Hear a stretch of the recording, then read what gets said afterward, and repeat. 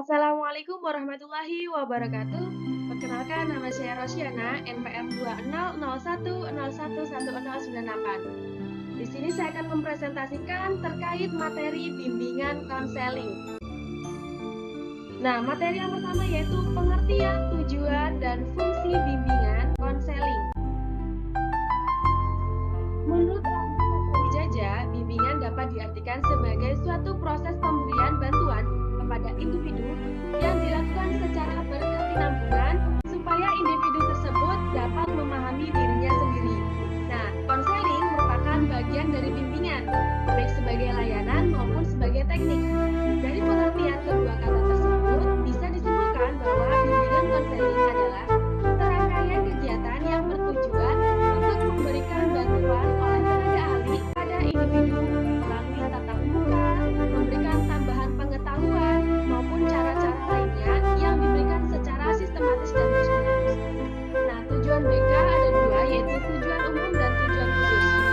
Nur dan Erman aktif mengemukakan bahwa tujuan umum bimbingan dan konseling adalah untuk membantu individu mengembangkan diri secara optimal sesuai dengan tahap perkembangan dan predisposisi yang dimilikinya. Tujuan khusus dari layanan bimbingan konseling adalah untuk membantu siswa agar mencapai tujuan-tujuan perkembangan meliputi aspek-aspek antara lain pribadi, sosial, belajar, dan karir.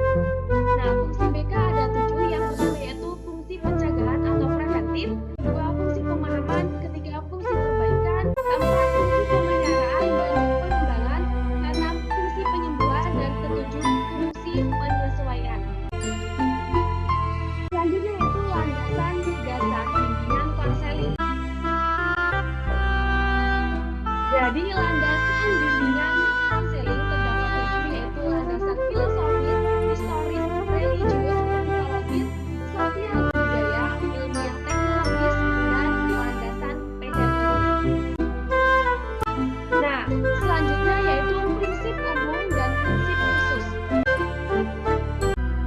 Prinsip umum bimbingan konseling yaitu prinsip-prinsip berkenaan dengan sasaran layanan bimbingan dan konseling, prinsip-prinsip berkenaan dengan permasalahan individu, prinsip-prinsip berkenaan dengan program pelayanan, prinsip-prinsip berkenaan dengan pelayanan layanan, prinsip-prinsip bimbingan konseling di sekolah. Prinsip khusus bimbingan konseling yaitu yang pertama prinsip-prinsip khusus yang berhubungan dengan individu yang memberikan bimbingan konselor di sekolah dipilih atas dasar kualifikasi, kepribadian, pendidikan, pengalaman, dan kemampuannya.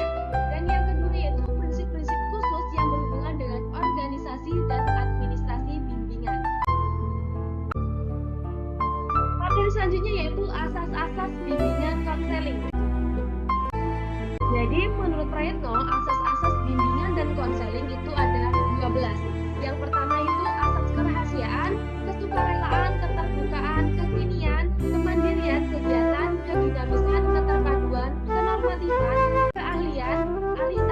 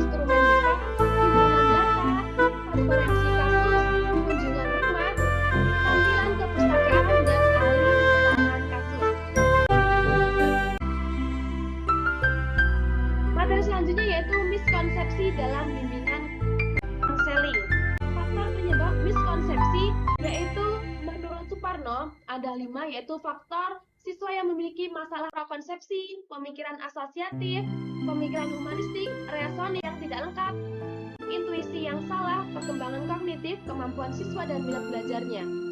Dan yang kedua, faktor pengajaran yang tidak menguasai bahan, ketiga faktor buku teks, empat faktor konteks, yang kelima yaitu faktor cara mengajar yang kadangkala hanya berisi ceramah dan menulis. Masalah belajar dan penanggulangannya.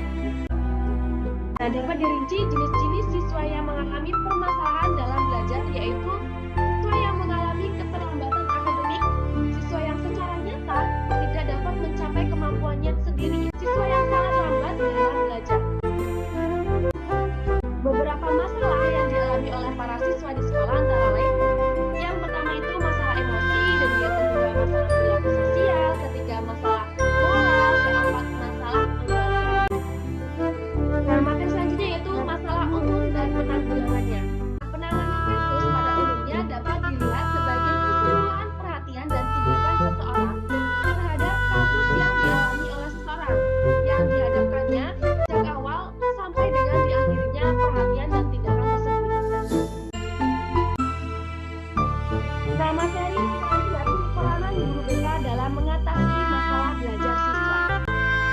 Nah, peran guru BK dalam mengidentifikasi kesulitan belajar siswa ada beberapa cara yang dilakukan oleh guru BK untuk mengidentifikasi para siswa yang mengalami kesulitan belajar, yaitu membantu para siswa untuk mengembangkan potensi secara optimal dan baik dalam bidang akademik, sosial, dan pribadi dalam kehidupan sehari-hari. Nah, cara untuk guru BK dalam mengatasi permasalahan belajar pada siswa, yaitu guru BK harus memastikan bahwa perkembangan siswa di sekolah berjalan dengan baik jika menghadapi masalah. Nah, guru BK harus berusaha memberikan solusi yang tepat untuk mengatasi permasalahannya. Dan ada beberapa tips untuk guru BK dalam mengatasi permasalahan siswa, diantaranya berkomunikasi dengan siswa, membuat ruangan BK terasa nyaman, menjadi pendengar yang baik, memperlakukan siswa dengan baik, menjadi fasilitator, dan memberi motivasi yang konkret. Mungkin itu saja yang dapat saya presentasikan terkait materi bimbingan dan konseling. Kurang dan lebihnya saya mohon maaf. Saya akhiri. Wassalamualaikum warahmatullahi wabarakatuh.